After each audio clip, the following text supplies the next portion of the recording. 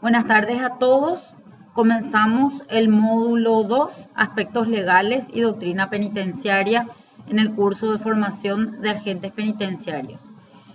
Bien, en primer lugar quiero decirles a todos que les deseo muchísimo éxito. Espero que estudien, que se interioricen de los temas principales y este material que vamos pasando va a estar a disposición de ustedes para que puedan ir viendo y recordando un poquito los puntos importantes de nuestra presentación y de nuestro módulo. ¿Qué es lo principal que nosotros tenemos que tener en cuenta en el aspecto legal y por qué tanto énfasis en el aspecto legal? En primer lugar, porque somos funcionarios públicos. Todos los funcionarios que prestan servicio en el sistema penitenciario somos funcionarios públicos. En este contexto tenemos una obligación de ser eficientes y de rendir cuentas ante la ciudadanía.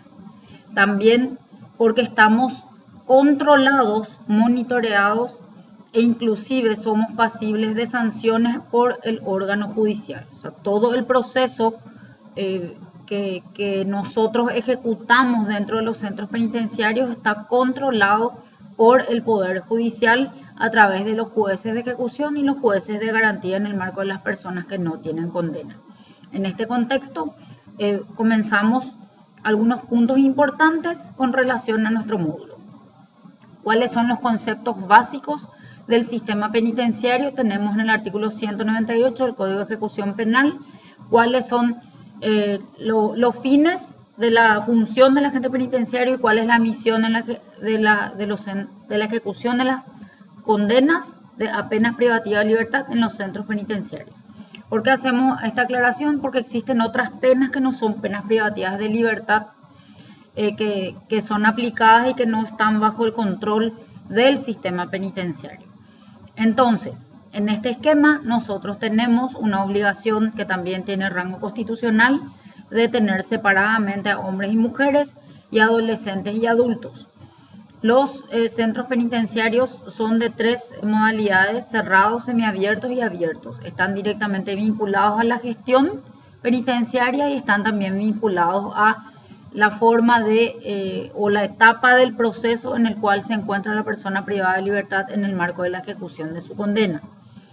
Nosotros nos regimos por el sistema progresivo conforme lo establece el Código de Ejecución Penal. ¿Por qué? Porque son etapas de progresión que se van analizando, controlando y ejecutando hasta el momento de obtener la persona su libertad condicional.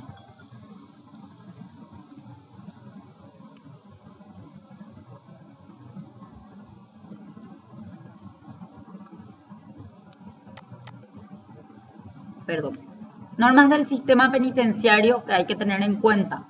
La Constitución, los artículos están en el material anterior, en este mismo material, están también en el material que le entregamos. La Constitución tiene varios artículos. Es importante que sepan y que tengan en cuenta en este punto que la Constitución garantiza todos los derechos a todas las personas privadas de libertad y no privadas de libertad. En la Constitución no se establece una diferenciación, se habla de todo ciudadano en general. Por lo tanto, todos los artículos que están previstos que sean estudiados, que están en la Constitución Nacional, son artículos de garantías de derechos para las personas privadas de libertad, fuera de la limitación de su locomoción o de su movimiento, cual es la privación de libertad. Pero los demás derechos siguen subsistentes. El Código Penal, el artículo 12, el artículo 38, el 39, el 71, 73, 74 y 75 son los que nos afectan al sistema. El Código Procesal Penal también, y el Código de la Niñez y la Adolescencia y el Código de Ejecución Penal. En cuanto al Código de la Niñez y la Adolescencia, quiero hacer una aclaración.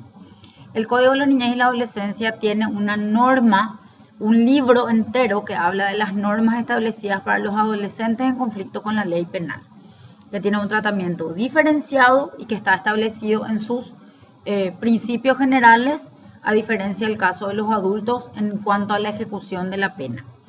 En en relación a los adolescentes en conflicto con la ley penal. El punto principal de todo el proceso es buscar la reeducación y la reinserción a su vínculo o a su vida familiar, lejos o alejados de la comisión del delito.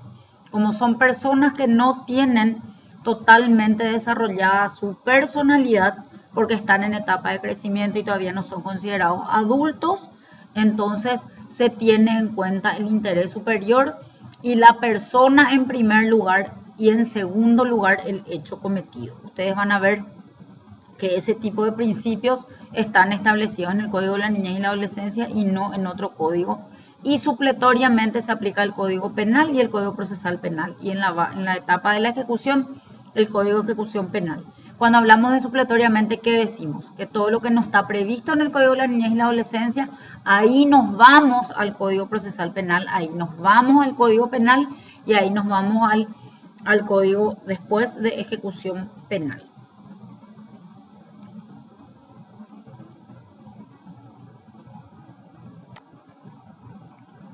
Es importante y es clave porque existe mucha confusión entre el Código de Ejecución Penal y la Ley 210/70. Entonces, como ejercicio importante y como tema de examen, van a tomar la Ley 210/70 y van a buscar en el Código de Ejecución Penal artículos que estén derogados, decimos, como un ejercicio. Realmente lo que ustedes van a buscar es qué cuestiones que están establecidas y regladas en la ley 210/70 también están regladas en el Código de Ejecución Penal. Y como el Código de Ejecución Penal es una ley posterior a la ley 210/70 y el ámbito de aplicación, el Código de Ejecución Penal tiene por un lado el trabajo con las personas privadas de libertad y por otro las funciones o el nivel de responsabilidad de la administración penitenciaria, en este caso ustedes, tanto la dirección como los funcionarios.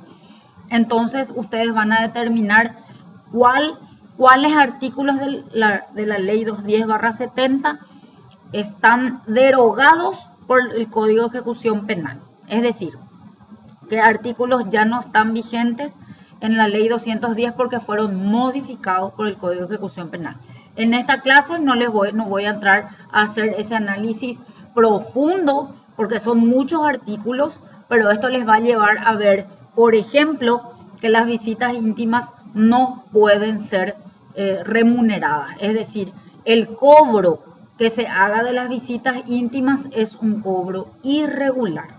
El Código de Ejecución Penal puntualmente establece que las visitas privadas o íntimas no podrán ser a título oneroso, no se puede cobrar, por eso tiene que ser gratuito. Esto es para el sistema de adultos o de personas privadas de libertad del sistema penitenciario, porque de los centros educativos no tenemos contemplada la posibilidad de visitas íntimas aún expresamente, a pesar de que tenemos sí adolescentes que están privados de su libertad pero que ya han tenido hijos. Entonces, esos aspectos son muy importantes a tener en cuenta. También cuáles son los requisitos, entre quiénes y quiénes se puede tener visitas íntimas. Es importante que ustedes sepan de cada uno de los artículos que están también en la ley 210, cuál es el que prevalece. Con relación a los derechos humanos de las personas privadas de libertad, nosotros aquí tenemos que tener en cuenta que nosotros también estamos controlados por un sistema internacional de derechos humanos. Desde el preámbulo de la Constitución de la República del Paraguay y los artículos establecidos en la Constitución donde habla de que nosotros estamos insertos en un sistema con un régimen supranacional, o sea, hay un orden jurídico supranacional que implica eso. Nosotros tenemos vigencia de tribunales internacionales en materia de derechos humanos que tienen la potestad y tienen de hecho la obligación de velar por el cumplimiento de los tratados, convenios o acuerdos internacionales ratificados por el Paraguay. Entonces, en cuanto a derechos humanos, vamos a comenzar analizando los artículos establecidos en la Constitución, que están en el listado que se les ha otorgado, donde se garantiza la vigencia de los derechos humanos y el cumplimiento de los tratados, convenios y acuerdos. En este esquema tienen que saber que el artículo 137 establece un orden de prelación de las leyes con relación a la Constitución. En primer lugar está la Constitución de la República del Paraguay. En segundo lugar están los tratados, los convenios y los acuerdos internacionales debidamente ratificados por el Paraguay, y luego vienen las leyes. De hecho, que las leyes tienen que estar de acuerdo a los tratados y a la Constitución. Y así las resoluciones que se vayan dictando de inferior jerarquía tienen que estar de acuerdo con los tratados internacionales y con la Constitución. Así es que nosotros tenemos un orden jurídico, un sistema legal en el cual se reconoce a tribunales internacionales en materia de derechos humanos, como son la Comisión Interamericana de Derechos Humanos y la Corte Interamericana de Derechos Humanos. ¿Por qué es importante hacer un énfasis en todos estos temas? Es importante porque nosotros somos los primeros denunciados como funcionarios dentro del sistema de la que estamos a nuestro cargo, a cuyo cargo, ¿verdad?, está las personas privadas de libertad que están en los centros penitenciarios y los centros educativos. Entonces, tenemos un control interno y tenemos un control internacional. Y en este esquema de los derechos humanos de las personas privadas de libertad también se consideran, además de los tratados, convenios y acuerdos que son generales en materia de personas privadas de libertad, también tenemos reglas que son particulares, o sea, específicamente que se rigen o deberíamos de regirnos, si bien no son leyes propiamente, son buenas prácticas y son recomendaciones que se tienen en cuenta al momento de ejecutar las políticas públicas en materia de personas privadas de libertad. Así tenemos las reglas de Bangkok, que son reglas que rigen para las mujeres privadas de libertad. Estas reglas no solamente nos rigen a nosotros, sino también le rigen al sistema judicial, o sea, se espera se tengan en cuenta en el sistema judicial, porque nosotros no podemos trabajar independientemente o sin estar en coordinación con el Poder Judicial. Nuestra función está estrechamente ligada a decisiones judiciales. Eso no implica que estemos en una relación totalmente de dependencia, pero sí hay un control sobre los directores y los funcionarios penitenciarios, sí hay un control judicial, y ustedes van a ver en el Código de Ejecución Penal cómo hay decisiones de la administración penitenciaria, o sea, de los directores, que pueden ser recurridas o pueden ser replanteadas ante los juzgados de ejecución penal. Así tenemos las reglas de Bangkok, tenemos también las reglas mínimas para el tratamiento de reclusos, conocidos como reglas de Mandela. Tenemos los protocolos que deben estar acorde a estas reglas, y también tenemos sentencias de la Corte Interamericana de Derechos Humanos. La más resaltante para nosotros como sistema penitenciario es la sentencia del caso conocido como caso Panchito López, que rige para los adolescentes en conflicto con la ley penal que están privados de su libertad, y para nosotros los centros educativos y el SENAI. Bien, en este material espero que les sirva, que les ayude a tener como un esquema, una ayuda a memoria del documento que nosotros les entregamos, a los efectos de que ustedes puedan estudiar e interiorizarse. Quisiera decir quisiera también resaltar las normas de la ley 1626/2000. Hasta el día de hoy todavía nosotros nos regimos por la ley del funcionario público, que es la ley 1626. Nosotros tenemos somos considerados funcionarios que prestan un servicio imprescindible, pero nos seguimos rigiendo por la ley 1626. Si bien tenemos una función bastante híbrida, porque no somos totalmente administrativos ni totalmente de seguridad. Sí, todavía hasta hoy nos regimos por esa ley, entonces es importante que ustedes lean no solamente los derechos, sino también las obligaciones, y que tengan en cuenta que la ley 1626 es una ley de derecho público, es decir, no rige lo que dice la Constitución de que todo lo que no está expresamente prohibido está permitido. No, se rige en el derecho público, se rigen por normas a la inversa. Todo lo que no está expresamente permitido está prohibido. Entonces es importante que tengan en cuenta la ley 1626 y el reglamento, el manual de funciones y las funciones administrativas establecidas por resoluciones administrativas de cada una de cada uno de los sectores, tanto adolescentes en conflicto con la ley penal, el sistema de los centros educativos y SENAI, como de la Dirección General de Establecimientos Penitenciarios para los centros penitenciarios.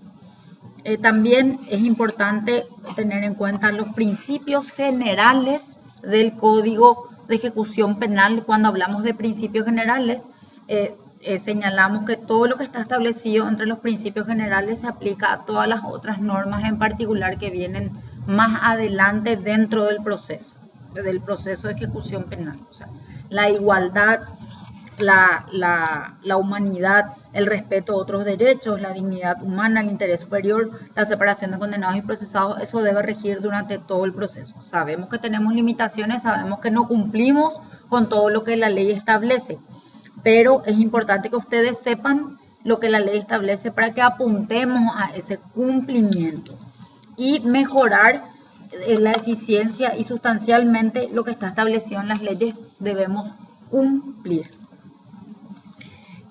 También todo lo que tiene que ver en el Código de Ejecución Penal con el trabajo, el estudio, el contenido de los informes de los organismos técnicos criminológicos que involucra a funcionarios de la administración penitenciaria, no solamente al personal de blanco, no solamente al médico, no solamente al psicólogo, no solamente al trabajador social.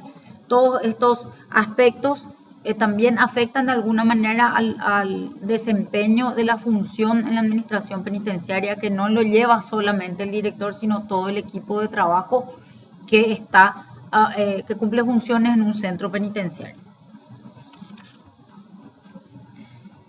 Bien, ¿cómo vamos a rendir o cómo vamos a hacer? Nosotros vamos a hacer un esquema de 20 preguntas que va a tener un valor de un punto cada una, para poder establecer como un porcentaje en el sistema para la evaluación final de quienes están desarrollando el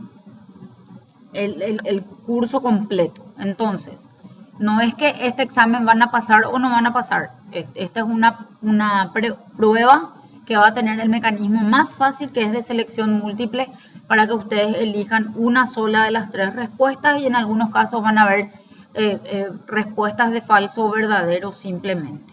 El objetivo es que ustedes tengan identificados los artículos que más afectan a la administración penitenciaria y a la función de agente penitenciario y de agente educador, cada uno en el marco de sus funciones, y espero que tengan el mejor desempeño posible en este módulo. Que tengan todos muy buenas tardes y estamos a su disposición.